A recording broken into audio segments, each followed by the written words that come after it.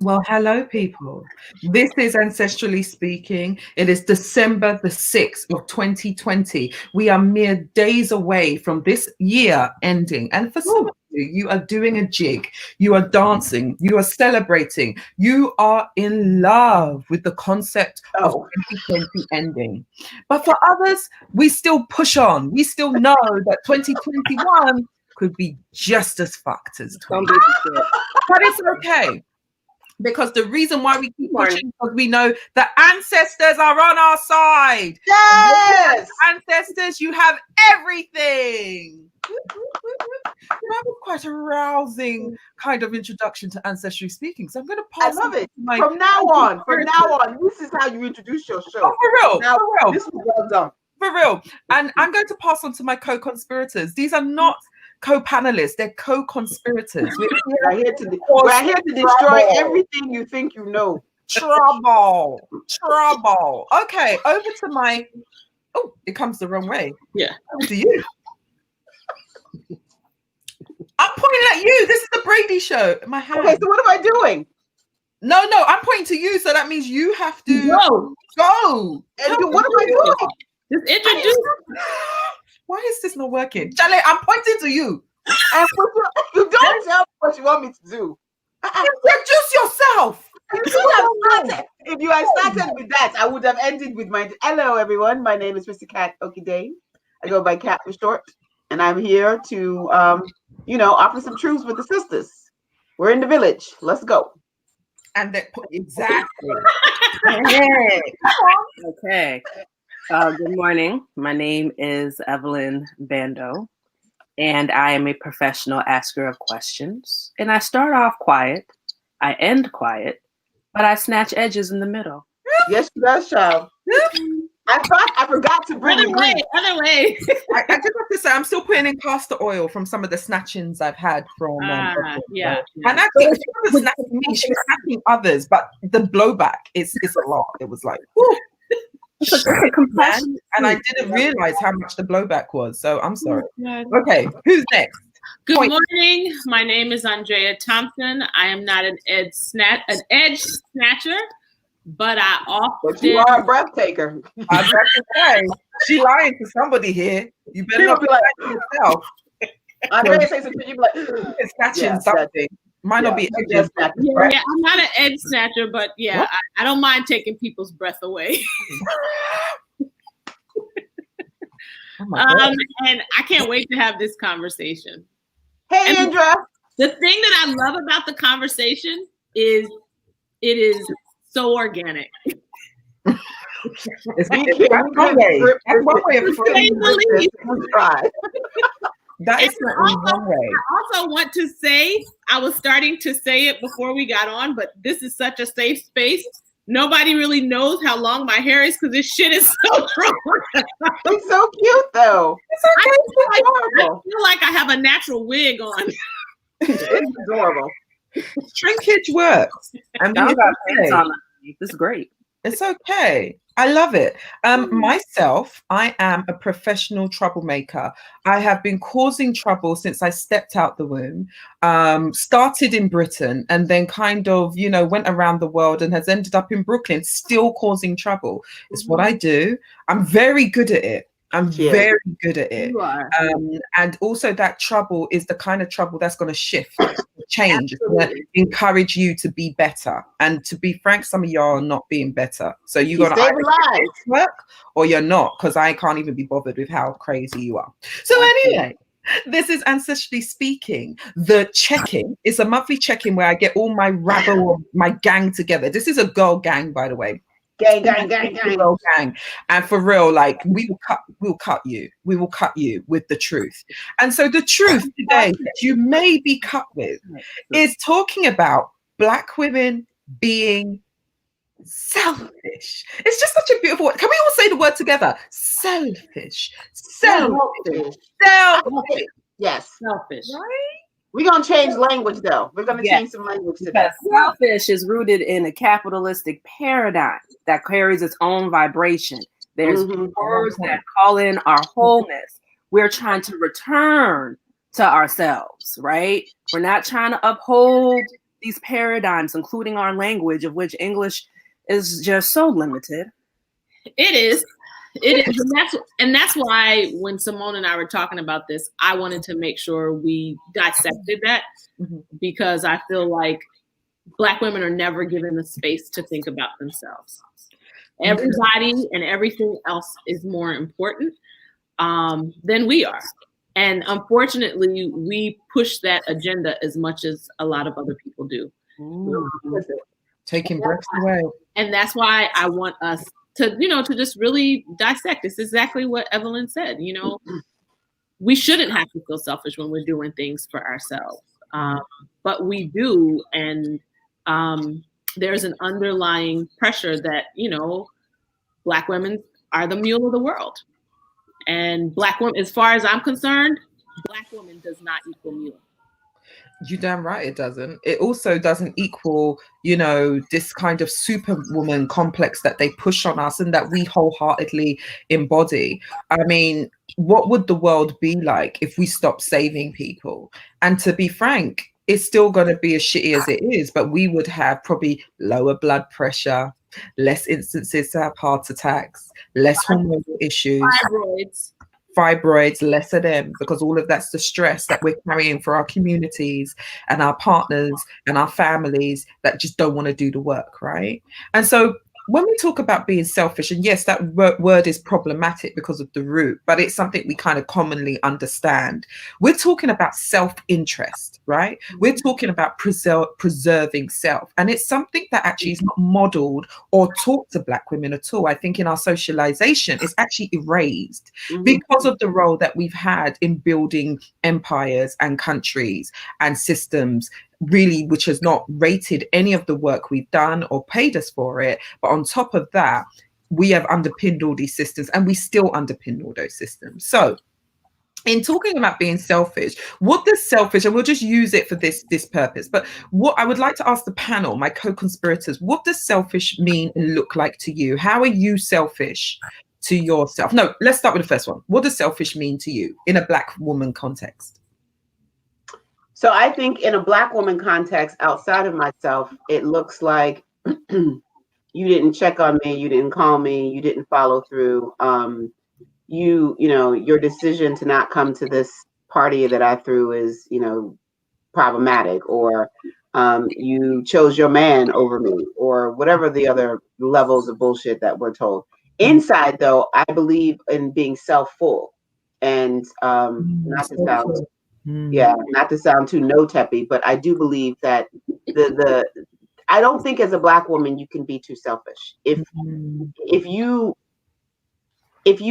self-preservation is at the center of everything you do, then what ends up happening is we know that as Black women, we operate, our 50% is most mortal humans 150. Yeah. So even at 50%, when I'm operating at my 50%, people are flourishing.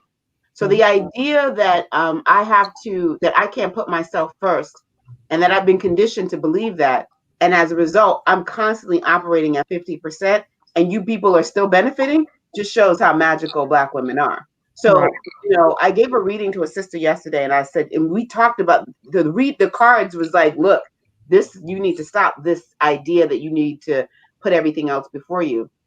And I said, if what you're doing at 50% is, raising babies and keeping the food on the table and the lights on, imagine what your life would look like if you were at 100 because you had taken care of yourself first. So for me, that means that I got on a plane in the middle of a pandemic and went to Mexico because I needed to talk to Olokun. That's the only reason I went. I didn't enjoy myself. It wasn't a fun trip at all. And there was parts of it that felt like I was like, am I going through an initiation? This shit is hard. But once I got to the water, once I found my spot, and I got it on a Sunday and didn't find my spot and didn't make my offerings until Thursday because there was just so much going on and the weather was trash. It was not a sunny vacation, but what I did in that water and what I've come back with, hey, you people better watch out. That's all I got to say. Okay. Y'all better watch out because these water deities keeping us on point. look, but this is the thing, like ultimately, the pandemic aside, all of these things, like being selfish or selfful is really about what do I need for myself right now? And sometimes that's a nap. Sometimes that's, get in your car and drive until you can't drive anymore. But we have to start doing that, because if nothing else, this dumpster fire that 2020 has shown us that even in the middle of a pandemic, Black women are still saving the world. Absolutely. And I think by the time we come out of it, if we're not careful, a lot of these Black women will either have cancer, have had to have some sort of major surgery, high blood pressure, and some more stuff. Like, somebody needs to make sure that Stacey Abrams is getting massages and getting her temples rubbed on a daily basis, because she literally is saving an entire government from itself, along with some other sisters. So for me, selfful is really at this point about doing whatever the hell you need to do and putting yourself first. And if that means that you don't go to that call, you don't go to that, like, I love everybody. I'm not coming to your Zoom parties. I'm just not, because I don't want to. I can't. I don't want to. That's not how I want. I don't want to. Right. And so it's doing what you need to do, not apologizing for it, and not explaining it. I'm gonna get off the soapbox now. I'm sorry, I didn't mean to rant. Evelyn, over to you. What does selfishness look like to you as a Black woman? What does that mean? Well, let me read the definition of it, and then we can talk about it. Right?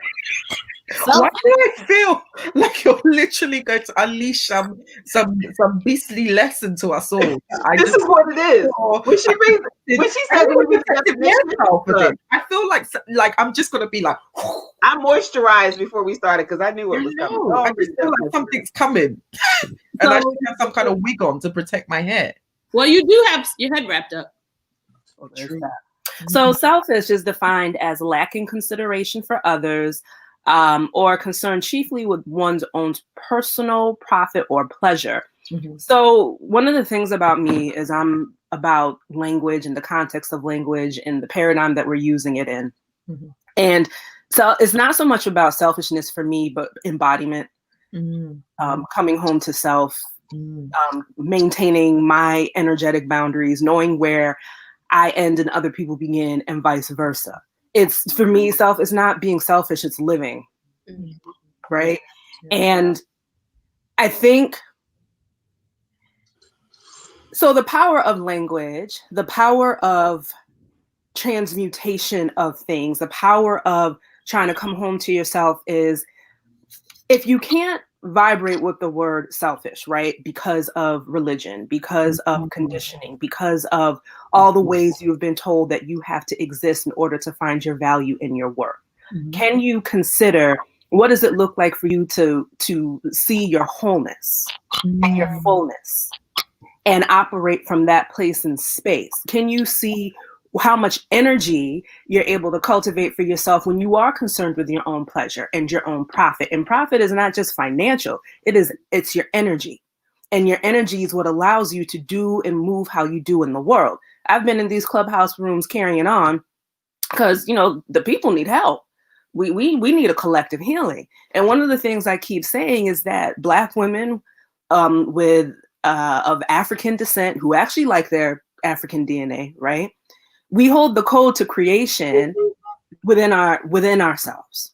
We live, and this is scientific, this is spiritual, the melanin, all of these things. People are making melanin in battery in labs to run batteries and to grow plants, and they trade it on a stock exchange. Okay, there's a spiritual dynamic. This is why Black women's labor underpins all of this stuff, because people are literally draining our energy and our life force to pleasure and profit off of us. And we don't get the benefit of that. Our seeds are going in everyone else's garden, and then we're coming asking for the apple. They done took the bushel and sold the whole goddamn thing and telling you to go hoe a new plot. So whether you're calling it selfishness, coming home to yourself, being concerned about yourself, you have to cast your gaze inward and get clear about where are your energetic deficiencies. Get clear about what does your life look the way you need it to look, and if not, what needs to shift and change. And if you can't get down with the word being more selfish, can you be more kind to yourself? Can you be more nurturing to yourself? And if you're not able to do that, there's an opportunity then to sit with yourself and ask yourself what's really happening here. Because ultimately what it also comes down to is our definition of worth and our self-worth and our value. And there is a master narrative agenda that keeps impugning on women across the board, but Black women in particular, that our worth comes through our productivity and our labor. This is why capitalism is not a helpful paradigm for us. And we are coming into a new paradigm, an age of Aquarius, where it is about stepping into inner authority and inner security governed by the integrity of your heart. So the more that you know how to wield your own shit, steer your own canoe, that's how you really gonna lead and manage yourself. And you're gonna use less energy because people are gonna just follow behind you because you know what the fuck you're doing. So I think in terms of if we're calling it selfish or whatever it is, we have to stop sharecropping our brilliance and sharecropping our energy to, people who don't deserve it. I'm not Christian or biblical to the chagrin of my mother, but we have been conditioned to cast our pearls amongst swine. We have been conditioned to get paupers into the kingdom, and the pauper's not even rubbing the feet. So there's a consciousness. It's not just about what we're doing. We can be more selfish in terms of being inconsiderate. Some of us are fucking selfish, but not in a way that restores our energy and restores our community and restores our consciousness. So what does your pleasure, taking responsibility for your pleasure and profit look like? How do you come home to yourself? And how do you restore your equanimity and your balance and your grounding and your centering within your body so your energy isn't doing all these things and we're showing up as illness or the inability to receive help or love or any of these things? And I only talk about what I know, what I've experienced, and what I've had to go through myself and where I am in the moment of what does it look like to center myself and see myself as my creator sees me rather than how my oppressor sees me, because my creator wants me to be in my fullness and my inner authority. My oppressor wants me to do their bidding. And I'll leave you with that. Okay. I'm taking some breath because so much was said. That was good and the truth. And also it cuts right to the chase of things, right? About how this selfishness has to be about restoring our energy, restoring what has been taken time and time again, and how we participate in that. So over to you, Andrea, like what is selfishness to you as a Black woman? I think it's rejecting the cognitive dissonance that completely exists around who we are, what we do, and kind of what we are worth. And I use the term cognitive dissonance because it's the only real term that I could think about. We contribute so much. We give so much. We offer so much. And then when it is time to receive, ourselves nor others expect for us to receive. And it makes no sense. And Evelyn said something that I think was really important. There are so many of us out here trying to be what we consider to be selfish, whether it's cars, whether it's clothes, whether it's this. And those things don't serve us either. We're accepting what someone else has told us. All of our power is within. Why are we looking for anything outside? You can commune with ancestors internally. You can commune with all kinds of deities and whatever religions you practice, but all of that is from an internal space. So the fact that we don't take time to nurture that, we don't take time to care for that, we're not compassionate with it, we're not gentle with it. And all of these things we offer to the world freely, kind of ad nauseum. And then when we have to stand there and offer it back to ourselves, for a lot of Black women, I feel like there's a blockage. Some of it is self-imposed, but a lot of it is imposed by others. And so for me, selfish is doing the exact opposite of that. It is accepting that There are going to be days where I'm just on the couch, even though I had a list of many things that I wanted to get done. There are going to be times in work environments or even in a home environment where I have to just stand there and look at the train wreck happening. That I'm not running to save anyone. Because one, people don't learn, and two, that's not my place all the time. And I feel like a lot of us take on this sort of Messiah complex, like we have to do. No, we don't. No, we don't. For two reasons. One, because we need things, and two, those people are never going to learn if you keep saving them. True. So, go ahead. Yeah, no, I like the variety of ways that people have really spoken about selfishness and what it means to them and how they can model that and stuff. I think for me, what I realize is that we're very heart-led people, particularly Black women. I don't know if we're going to say it's inherent, but it's certainly how we're socialized to be, to lead with the heart, to always care. And so I model to other Black women what it means not to care, what it means to extract problematic behaviors and people, put them outside of the community I've built, and not care about what happens to them, about their future, about their well-being. That's it. Once you're out in the cold from me, you don't come back. And I think for me, I believe this is a really important thing to model to Black women, because I have seen them in too many circumstances support predators, support abusers, and want to hear two sides of the story and want to play devil's advocate. Never knew when the devil needed an advocate, but somehow people want to do that crap. And that energy is so pure and powerful. It literally restores these predators and people who have not repented for what they've done. It restores them and boosts their power to harm even more. So if I can show Black women what it means to stop fucking caring, then I'll do it.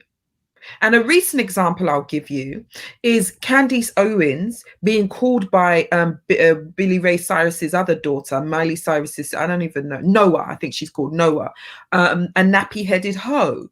And then a discussion in my group was like, oh, well, you know, she shouldn't be called that. Well, really? Because a lot of the things she says quite harmful to my existence. I don't know what you should be called, but I know that I don't care. And I know I'm not going to care about anybody who harms me and harms people like me. And they either do it from the heart or they do it because they're on a meal ticket. Either one, you've made a decision. You're an adult. This is what it is to be on the outside of Simone's care. And it's a cold place. It's a cold place. And the reason it's a cold place, because I have to stand in this power and I know what my power is to boost others. So when I take that shit away, you're going to be shivering. It's just how it is. I'm sorry, frostbite. So that was just something I wanted to put out there, because I really am tired of seeing Black women save, love, like, and all the rest of it. Yeah, unmute yourselves. Let's get into this. Let's get into this. So my church finger, and I'm gonna be quick, I'm sure somebody else is gonna come in burning.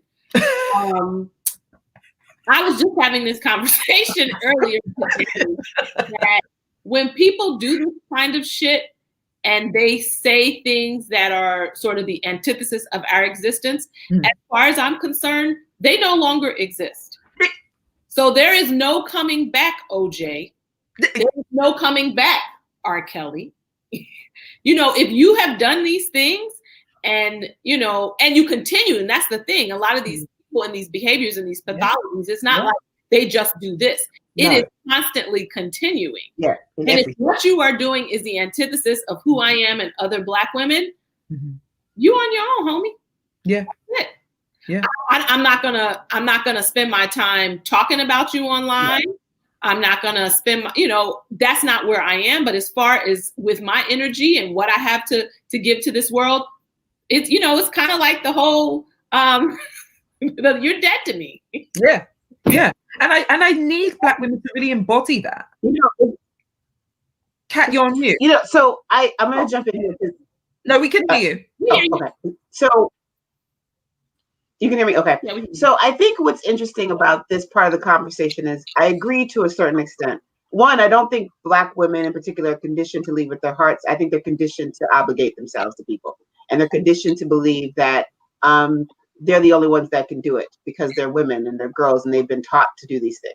But I also think there's something really powerful.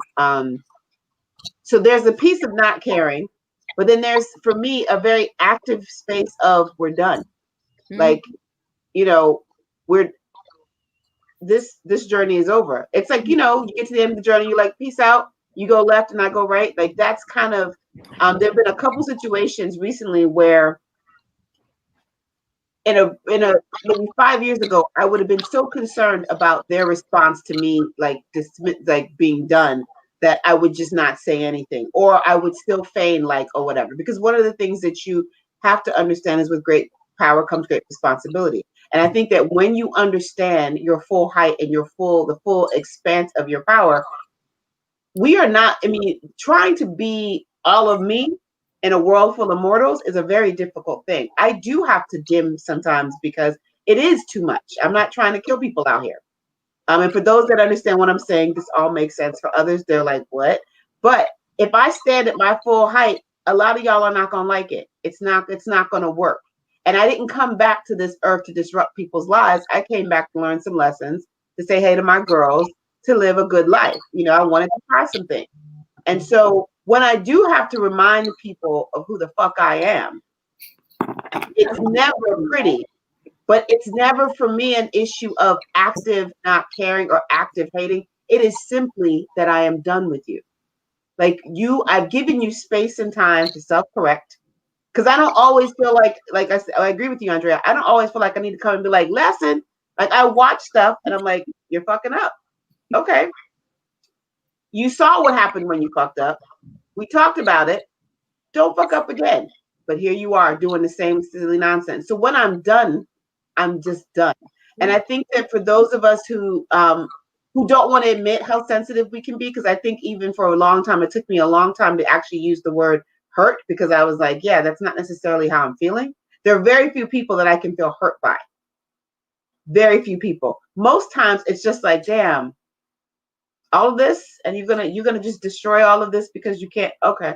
It's kind of like, damn, it sucks that you're that stupid. But it really is, when I'm done, I'm done. And I have been told by people who've been on that side, when I pull my son away from you, it's frostbite. It is very cold. And they're thinking that I'm actively going out of my way to make them uncomfortable. I literally am just done. And so I think that there's something to be said for, I agree with all of you. Like, we do care too much sometimes what people think, and we need to stop that shit because it doesn't serve us. Because trust me, in these imbalanced relationships that we're having with people where we're doing all this work and running around and, preemptively putting out fires, they're not thinking about us that way. So we really should care less in that sense. But there is also a space where you realize that you've come to the end of the journey with this particular situation and anybody associated with this situation. And it's not an active, oh, I don't fuck with you. It's really like, I'm just done. And that's okay. Because I think we need to embrace that as well, where it doesn't take energy. Like, I can be in a room and if I'm done with you, I can be like, hey, because there's no reason for me to like embarrass you in front of people. I can say hey to you, but that hey will feel like a cold burst of air because I'm done. I'm gonna give, because I get no pleasure out of being petty. It doesn't do anything for me. So I can speak to you even if I don't mess with you. That's who I am, because to me, there's no reason for us to be publicly engaging in or whatever this is. But it's also for me very much honoring the space of this. Oh, this lesson is complete. This cycle is complete. And there's no sadness. It just is. So what we're saying really to Black women is that putting yourself first is going to take all of these different behaviors, right? There's a level of not caring. There's a level of just freeing yourself from the burden or obligations that you think that you have, or you've been socialized to think that you have. But most of all, it's about standing in your own power. right? And so I guess over to you, Evelyn, like standing in your own power. Okay, we have very specific personalities, which means some of the choices and things in our behaviors we totally account for, right? We are not scared about some of the things we say and do because we're not. But there's not, no, I'm not gonna say not a lot, but other people don't feel comfortable doing what we can do. How can not we support them, but what can we offer to them, maybe to encouraging them to kind of be on a tip of getting their shit together? I can't say in any other way, really. Well, I think a big part of it is everyone has to do their inner liberation work, right? Everyone has to decide at some point that they want to be in their destiny, that they want to be as their creator made them, and they want to see themselves as their creator sees them and not how their oppressor sees them. And I'm a root cause person. You get to the rot, you get to the root, and vice versa. And we can dance in circles. We can talk about all these things. People want to give 27 tips to manifest and do all this stuff in your life. But the bottom line is that are you being who you came to this earth to be? Are you being who you're designed to be? And from that point, when you're trying to remember and be who you are, the work then becomes not about fixing what's broken or trying to make yourself right or coming into it, I'm broken, I'm needing to be fixed, but it's about letting go of all the things, the activities, the behaviors, people, places, and things, and ideas and ideals that don't serve you. So there is a restoration and there's a mass letting go. A lot of us, everybody on earth has to let go, right? Right. But then it takes, you have the privilege and the space to do the work, right? But a lot of this is about releasing the distortions, the projections, and the delusions and illusions that have been foisted upon you by the mainstream narrative agenda, by what Risikat calls the master slave paradigm. And really standing in your power also looks at examining your relationship to capitalism and the collected and collective oppressions. I think what it was called the kyriarchy, if I'm saying that word right. You have to look and examine, how are you interacting with this natural world and the spiritual world in your human form? You can be too spiritual and be useless. There's a lot of very spiritual people who are cognitively fucked, and they are just shitty ass human beings. There's a lot of human beings who have no spiritual life, and it's both and all. So standing in your power is literally seeing yourself in your divinity and the pureness and the purity of who you were designed to be. And that doesn't mean it's going to be all good. It's going to be all bad. It's going to be this. It's going to be that. It's saying, this is who I am, and this is how I'm showing up in the world. And I'm self-mastering my energy. I am boundaried. I have energetic boundaries. I'm energetically sovereign. I don't believe in I'm a sovereign being, because we need each other. We need each other to function and to be and all this other type of stuff. But can you be sovereign in your energetic boundaries and know when you are reacting and responding to other people's shit, which age of yourself is out here living and governing your life? Because, my 17-year-old has been going hardcore with some aspects about my life, and having to be like, okay, sis, all right, let's look at what the original wounding from this is. Let's look at what it is that you wanted attention about. Okay, you were mad about how all these things happened. It's very valid, but also understand the only way that your life was going to turn out the way it needed to turn out was for this to be what it is. And it doesn't take away the harm. It doesn't take away any of this. Okay. But at this point, what does it look like to integrate your original wounded self into yourself and lead with your wise self? And I always say it, I'm in the same vein with Risikat about the power of being done. I know in my thing, when I'm like, people call me a Ginsu knife and all this other stuff, because when I'm done, because my presence and care energy is my nurturing is very powerful, to the point that people keep wanting me to have kids. That there are children in the spiritual realm just following me around. Like, can we come? Can we come? Can we come? Can we come? And so for me, for myself, you'd be a great mom with a wine glass in your hand. Yes. For me, thank you. Not caring actually is a use of my energy, right? And in my wisdom, I've had to learn, okay, it's not so much for me, not about caring. It's about, are you done with this? To the point where if you interact with it, your interaction is neutral. You don't feel any type of emotional charge. And that's when I know that I have healed and integrated and moved on, and I'm standing in my power, that if a situation comes up, it's not going to move me. There are some people, and I got emails and my WhatsApp is littered with a graveyard of I'm done. And, you know, literally like, you see me, I see you. We just don't exist to each other. We can make eye contact and do a little, but we just don't whatever. And then there's some people that I could see that I probably could punch in the face and then I'd be done. So on site. On site. You catching these hands on site off a GP.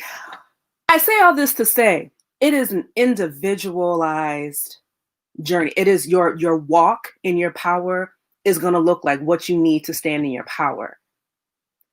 But a hallmark of knowing when you're doing it is when you can be in a situation and there is no emotional charge to it.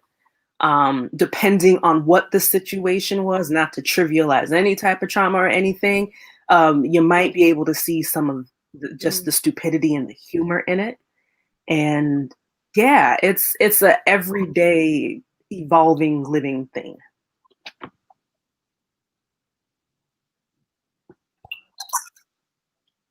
We can't hear you. Go for it. Unmute yourself when you want to speak because I'm producing feedback.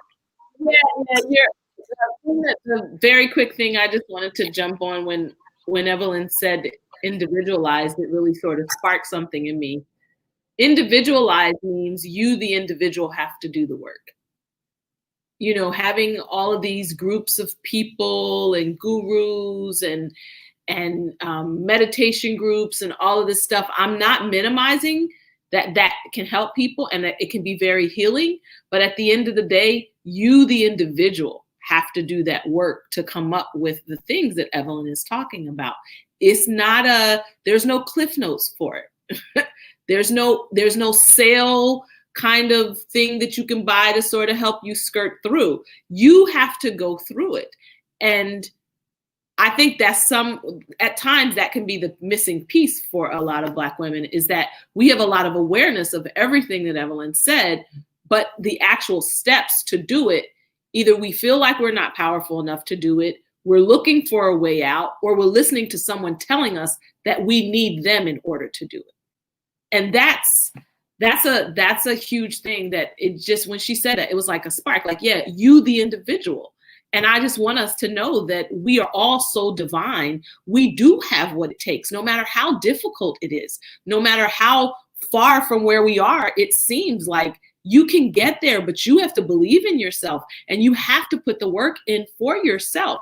There's no way you're going to do it vicariously through anyone, not your children, not a partner, not your family, not your job, not having a political or a big status position. None of that does it for you. You have to do it.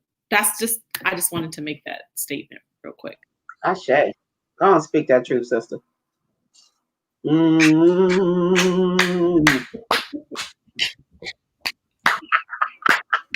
mean, so what I absolutely love about our little crew of, wayward witches is that we're all going in the same direction. We're just getting there through different means. And I think part of that journey is your group, who's in your village. I've been writing this piece about, and I think I've shared it with all of you, about the day that I was in my feelings about, and had to go sit at the ancestral altar. And my mama was like, is this your village? And this question about, is this your village, has been something that has been taking me really far in terms of really understanding that if we all have our own respective villages, then we get to decide what are the moral codes, who's allowed to be in that piece, who only gets a temporary visa, who can live here, who's the sheriff, who's the mayor, we decide all of that. And I think part of what we have to start doing, particularly as Black women, is not being afraid to make those kinds of decisions. Because I do think we spend a lot of time, social media, I think, has really kind of amplified this, looking for confirmation in places. Like I learned a long time ago, I don't need you to confirm something I know to be true.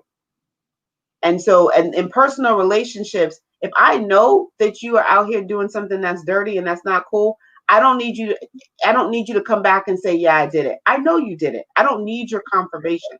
So even this idea that we're always waiting for confirmation, your people living in and transition have shown you that this situation isn't a good situation for you. You see it, you feel it, but you're like, no, let me just try it again. And let me try it again. And let me try it again. And I think I say this often, our ancestors don't want us to suffer. They are so tired of us and our silliness, because they'd be like, why must you? Why? And part of it is there's that human aspect of us that wants to have the experience, that wants to learn for ourselves. But sometimes that's just egregious and stupid and a waste of time. And so part of what I think we should all be aspiring to is some lessons we don't really need to learn. Some lessons we can be like, you know what, that makes sense. Let's go on. Do we really need to have our money stolen from us? Do we really need to fail that class? Do we really need to get fired from that job that we didn't want in the first place? Like, do we really need to have this lesson? And so I think that's part of it. We know what this dick is going to do.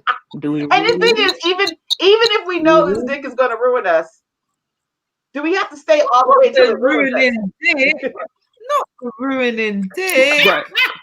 But even if we know that, even if we know that this dick is ruining us, no, Simone. No, Simone. No. Do we have I beg you. I mean, look, if we know the dick is ruined, if you can see by the way this brother's walk, he's going to ruin your life. You can decide if you're going to ruin my life, or maybe I lose a weekend or I lose a whole year. You know what I'm saying? Or I lose my money. I lose a weekend. I lose my money. Is the temple going to burn and we can rebuild it? Right. Or if the temple burns, can we easily rebuild it? Because sometimes the temple, we're willing to risk it all, and that's fine. But my question is, because you started, you open the door, we're gonna walk in. If we know that something in front of us, as beautiful as it is ruinous, like I know if I eat this cheeseburger, I'm gonna be bloated and I'm probably gonna throw up later. Am I willing to risk it? Do I have a day to be on the toilet throwing up? Because if I do, I'm not supposed to eat cereal. Sometimes I just risk it. I just plan the weekend. I'm like, I'm not eating out. And I eat all the cereal that I want. I eat all the cereal. I get sick. And then I go about my business. So, I mean, to me, that's what the whole point of these lessons are. It's like, why would you have this long vision and not use it? If you know this thing is probably not good for you, Melanizer, you know what I'm talking about. You can tell by the way that brother walked, like he is going to ruin my life. And you can decide, does he ruin it for a day, for a weekend, I've told my people, like, look, I'm a human being. There's certain things that I need, because they were like, this one's not good. I'm like, I know he's not good, but let me have it for the weekend. Right. Right. I feel guilty as charged on that one. I mean, this call cannot. It's the negotiation. Y'all know, I believe in soul contracts, and I believe that soul contracts can be amended. I know what I agreed to do, but I got down here. This thing is a bigger thing than I thought it was. We need to change the scope of work. It's a lie. And if I'm going to do this is what we need to have happen. And if I need to ruin this, brother, they'll be like, okay. My people now know, okay, please, let's just not let it go past 6 months. Okay, bet. You can I'll let you ruin the shit for 6 months, and then I'll get back on track. But the idea is that if in doing the work you have amassed the tools, even if your temple burns down, you have cinder blocks and contractors who can come and build it back up, and it's all good. That's true. So I think that I don't think they want us to be out here like always on the march. Like, have fun, be a little reckless. Just know there are consequences. Yeah. If I get on the back of this bike, what's gonna happen? Yeah. I think my issue is people are walking around acting like, well, I just didn't see it coming. How could you not see it coming? I don't believe that. I think people say that because they feel like publicly they need to say that. Publicly, they need to create a picture of victimhood. No, he never mentioned it before. The pictures all over the place. Every day he told you. I inherently believe, like Toni Morrison, that human beings are intelligent and can follow. That it's a lie. It's a lie to cover, I guess, their shame or their guilt or whatever. But all of us have been in situations where we knew that shit was like, this ain't even right. But I'm gonna do it because I can buy new clothes on Monday. It's fine. You know what I'm saying? I feel attacked. You guys could have sent me a DM. I didn't need this. I didn't need a whole. We all attack my choices. You could have sent me a DM. Look, this is for the people, man. But I think this is the illustration of really understanding your energy and your power. You know what's coming at you when it's coming at you, and you make the choices that you're going to make about what you're going to deal with and what resources you have. And at some point, you may get to a point where it's like, you know what, I don't need anything ruinous in my life right now. Yeah. Right now. But I need to. Maybe in 2 minutes, but maybe 2 weeks. Meet me around the back. Meet me around the back. Report out. Shut up. What? I didn't say nothing. But that's also the thing, right? Because if someone outside of you can have you coming outside of yourself, that's also an opportunity to sit and look at who's really running your energy in your life. And that goes back to how people who identify as women, particularly humans with wombs, right, are able to be, that energy is able to be manipulated because of the overarching paradigm of what it means and how it looks to show up in a certain way or to be a certain thing. Your energy is not your own. Everything is about ownership and about being owned. And it's, oh God, this Clubhouse thing is so interesting to me because it's like a human experiment of fuck shit into light all in one. It's fantastic. And, there was this one room that was talking about this, man who basically told this woman, you're average, you don't deserve a 6-figure man or something like that. And that's not where I want to go with that. But what I want to go to is when I was listening to the conversation and the languaging, particularly with the Black men who were married.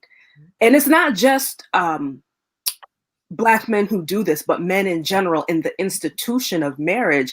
The way they were talking about their partners, their spouses, it was always about they're my peace, they're my comfort, they see me for who I am, they help my vision, they do this, they do that, so on and so forth. So I raised my hand, and the destruction was coming. And I said, well, I'm listening, and what it sounds like is that many of you love the labor of the woman that you're with, but do you love them for who they are? And this is people bring me into the room. I needed to be there. Oh no! You were making fires other places. Simone. That's actually true. You've been knowing on Clubhouse. True. I got to pull back a little bit. They're not ready. Yeah. Do we understand what it is to be loved for who we are, and do we love ourselves for who we are and not what we do for other people? And that's one of my biggest life lessons, because of my own conditioning around my value and my worth is based in what I do for people. And that put me in some very perilous situations that took me a very long time to just energetically get out of, because of the foundation. And so I'm telling you, if you can Google, if you're an astrology person, even if you're not, it don't matter. the great conjunction that is happening in about 2 weeks on December 21st, and we are shifting into a new paradigm. Yep. And this paradigm, we're going from the age of Pisces or something to Aquarius. We're going into Aquarius. Aquarius is about humanity. It's about being well self-formed. It's about being well boundary. 2020 was that inflection point for you to, well, we were supposed to sit down and look at what no longer serves you and how do you get out of that shit? How do you tear your own kingdom down? Let me tell you, you want to be the person to tear your own village down rather than having something or someone else come tear it down for you. Because at least when you tear it down, you're doing it from a place of care, and you know where the pieces that you want to keep are, so you can bring what you need to bring with you.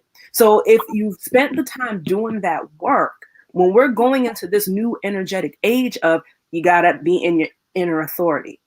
You gotta have your inner security and your inner foundation. You're not gonna have nothing outside of you dragging you, forcing you to evolve, forcing you to engage in your consciousness. So for me, and what I would love to convey is that it's not just about doing all this stuff so you can accumulate material shit. It's about doing your work so that you can live the way that you were destined to live, so that you can have peace and joy and happiness that comes from within, so that you're not giving ownership of your energy and ownership of your life to people who are not worthy. That's the word. That's the word. That's the word. My goodness, all these words. So in our last 5 minutes of the show, can we offer any guidance to other Black women about what this selfishness principle is and how to take it? Or just, and maybe not, maybe we can't offer guidance. Maybe we're just going to keep doing what we do, and hopefully it will inspire others to take on what their power is. I mean, I'm throwing it out there. I think one of the, so. Go ahead. Go ahead, Andrea. No, go ahead. Okay, I was gonna say, I think, and Rissy actually said something about this earlier with regard to community. I was speaking to a person recently that I was doing a reading for, and she was giving me the whole, I've got all these things to do and managing and da-da-da. And I really just had to stop her and say, look, you are part of a community. If you are trying to build something great, don't you just serve everything that everyone else does in the community? And she kind of sat back, and she was an elder to me. So I was like, but I'm gonna try to be as gentle as possible, because I still don't want to be, she's my elder, so I'm not going to be disrespectful. But it's true. Like, you have to shift your whole paradigm of what you think you are, and you've got to reconfigure and make yourself the center of it, and everything else is orbiting around you. All of us have these personal universes where all the alignments are out of whack. And for anything to change, you have to do that work, and you have to be willing to see yourself as you truly are. See a real reflection of yourself, not what looks good, but who you are.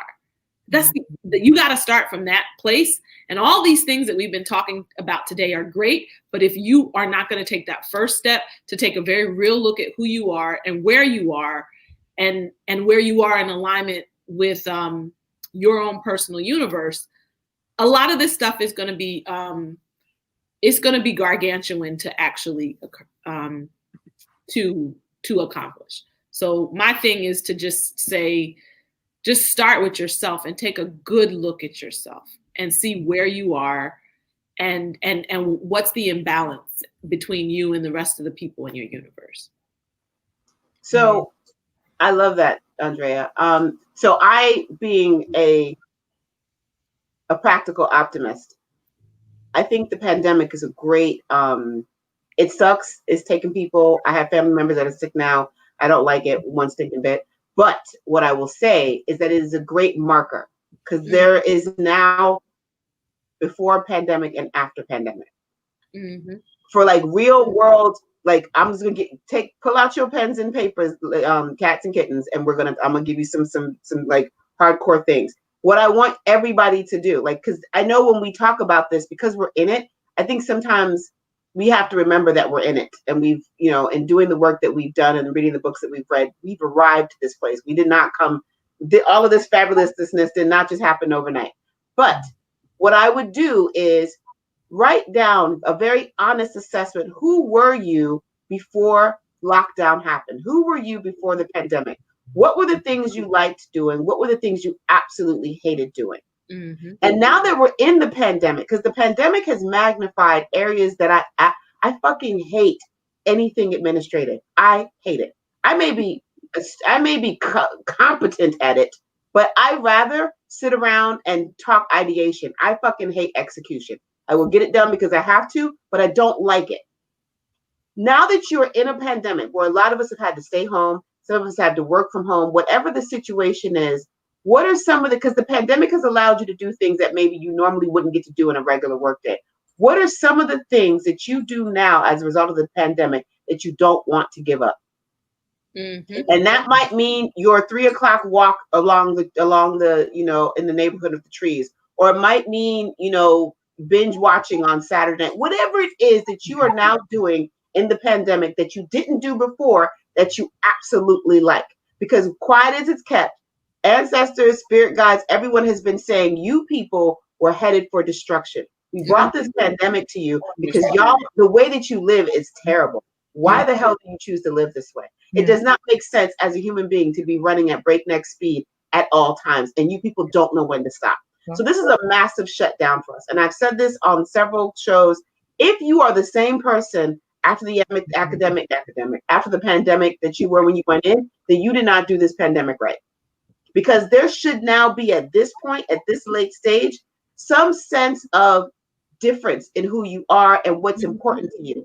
Those are the things that you don't want to lose, right? So if you like spending time with your family, if you have learned to appreciate elements of your autistic brother, if your grandmother and you have been baking together as a way to get through the pandemic and you don't want to give that up, that's your guide. You fight tooth and nail to hold on to those things moving into this after space, because that's the part that now we've gotten to the real nugget of who you are. I like doing these talks. I like streaming live conversations. I love interviewing people. I am not going to give that part up. You know, I'm going to be more consistent with that piece because that's what feeds me. I've been out here producing live shows for people virtually and some more shit. There are new skill sets that we've all had to develop. How can you take those skill sets into the next phase? Right. So it may feel daunting to connect with the universe and your soul contract and all this other stuff. Get rid of that. Just who are you now? What are the parts of yourself you absolutely don't want to give up going into the next phase? And that is what you build your next blueprint on. I'm going to tell y'all right now, all of the readings that I have had to do in the last couple of weeks, the message is very clear. This is your time to really think about what you want your life to look like. Because by the time we get to the end of January, there's going to be a desire by the forces that be to try to put things back the way they used to be. And if you don't resist that, if you don't fight tooth and nail to hold on to the peace that you've created, because you've had to create peace in a space of all this uncertainty. And I think as stressed out as all of us are, a lot of us have managed to do that. If you don't fight for that shit, you will go back to this terrible ass existence. And your people will be like, why did we give you all this time for if this is what you're going to do? So just start with that.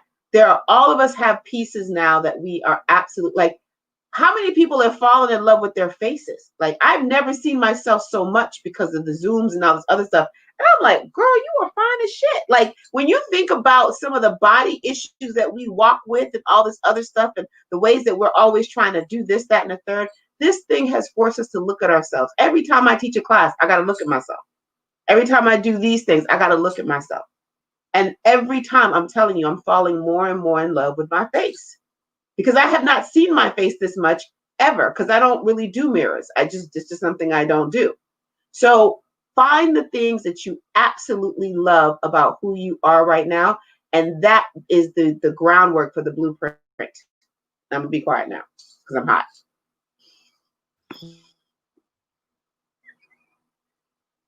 You're muted. We can't hear you. What is happening? The computer is attacking me.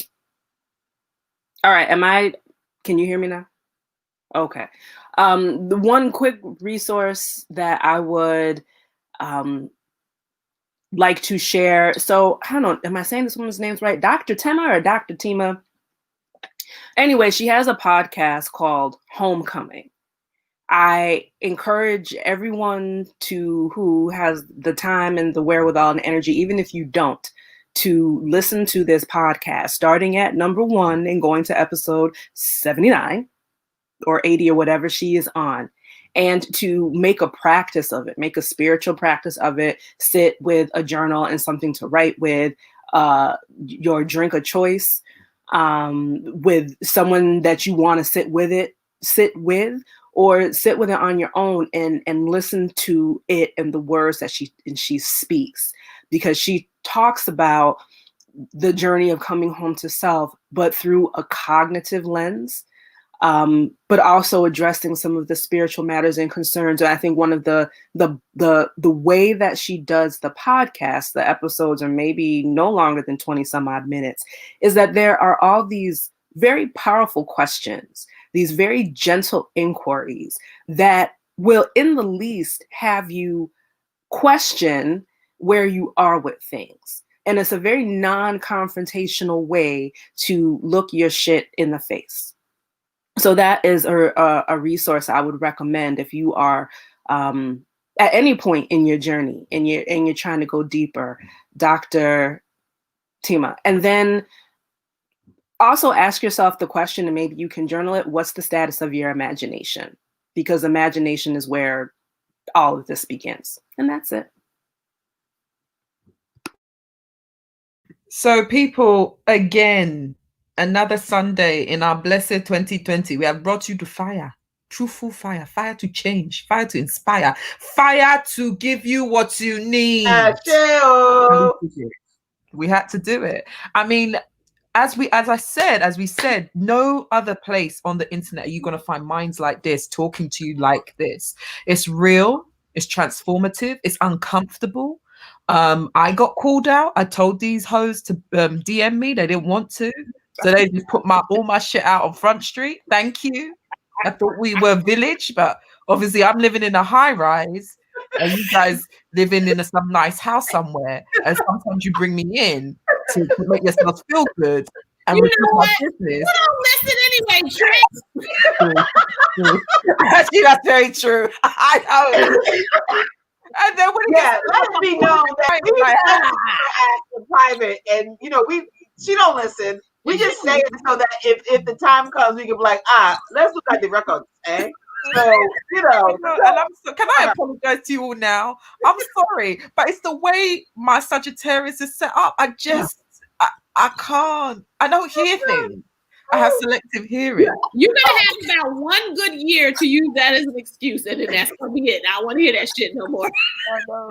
Listen, I know I'm a mess. That's the thing. But in this messiness, we have this truth, right? We have this pathway to enlightenment, to freedom. Because my path has always been like, I want to be free of bullshit. And so because of that, these are the people that are around me. These are the people I want to share with the world. So Ancestrally Speaking, the monthly check-in is always going to happen. We will be expanding. I've got some ideas, so look out for us. Thank you for everyone who's joined. Oh my God, Deidre, I'm sorry if I've got your name wrong. Deidre Andrea said, okay, said hoes with that accent. We say hoes. It's okay. Oh God. And let it be known, she's the only one that can get away with that shit. Don't do that shit in the street with me, because I don't say that. So. I know, for real. I'm not turn it around, because if I'm on the street, you ain't talking to me. You'd be like, I didn't even hear that. Really, she wasn't talking to me. Well, that's us not caring. That's us being done. Remember? We've been telling people, don't care, be done. But I honestly, I'm very blessed to have you guys in my village. I'm very blessed for the way you rough me up sometimes. I need it. We rough up other Black women too. If you need our roughing up services, you can cash at me and we will fly down. We should do that. No, for real. No, we should seriously start a service. We come in and I'm not joking. I'm actually not. I don't believe not going to touch anybody anyway. Hold on, say one at a time. Go, Andrea. You were saying? If we ain't got to fly down nowhere, because Evelyn ain't going to touch nobody anyway. No, but we could do a spiritual fly down. Yes, We we'll could do do a, a spiritual fly down. Yeah, because I don't believe in fixing anybody's life. oh, we won't be fixing it. We just got to shake you up a bit. You got to fix it. We just got to shake that shit out of you. Mirror. Yeah. And So there'll be tea afterwards. as you can see, we're wild. This is what everyone needed. The last few days of 2020, enjoy it, people, because I'm telling you, as horrific and as crazy as this year has been, there's going to be moments of this you're going to crave back. The time, the space to think, to be seriously. So just enjoy this, because we won't get another like this. And if we do, it's going to be on a level it. I don't think Game over. Yeah, it's a wrap. So enjoy this weirdness that we've got, because it's really quite a beautiful thing in a horrific type beautiful way. But thank you to all these amazing brains. I'm so glad we have this platform. We will be back. As I said, we will expand. If you're on Clubhouse, please come reach out to us on Clubhouse. We're all kind of on there. Andrea, we'll be getting you on there very soon. Okay. And then we're gonna, probably kill Clubhouse as well with all our intellect. So it's just Can I just say something real quick? Yeah. So I'm gonna do this as a shameless plug. These women are, like myself included, are fire, like in terms of the way we think, in the terms of the way that we show up. And I do think that because we don't show up in a certain way, there is a tendency for us to sort of operate in the shadows. So I'm going to ask you all to please share all of the things that we're doing. Evelyn is one of the baddest I know, and she does all of these things that does and because she doesn't have, and I'm gonna say it because she's not weaved out and bodyconned and eyelashed up motherfuckers aren't paying attention. But I think that what we are trying to do is really let people know there's a space for everybody. So what I would say, thank you, Deirdre. What I would love to see is you all to share this content. If it means something, if it resonates with you, I think the more of us that are talking from this space, then there's a little bit more balance. And there's nothing wrong with the things that are out there, but they take up a lot of space. And I would love to see more of us in these spaces, sort of having these conversations, because this is a direct, you know what I'm saying? There's a lot of us. There's a whole bunch of us that operate this way. So, I do think that it's worth just saying that. Amplify this, share this content if you like it. The way that y'all share Beyonce's little Homecoming and Black is King, share our stuff as well, because I do think that is part of what the mission is, to kind of, spread the seeds a little so that we're not sharecropping our labor, like she said. All right. Ooh, thank you. So here we are, the end of our Ancestrally Speaking. We will be back. Please, I will let you know how we're going to come back. It's going to be bigger as per usual because we're expanding. But I love to you all. And as I said, cherish these last few moments of 2020, because we are not getting this back. And there's been some gems in this year. As much as the roughness, there's been some gems. So thank you, ladies. And thank you, audience. Thank you. Goodbye, my darlings. Have a great weekend. What's left of it. Bye, everybody. Bye. Bye.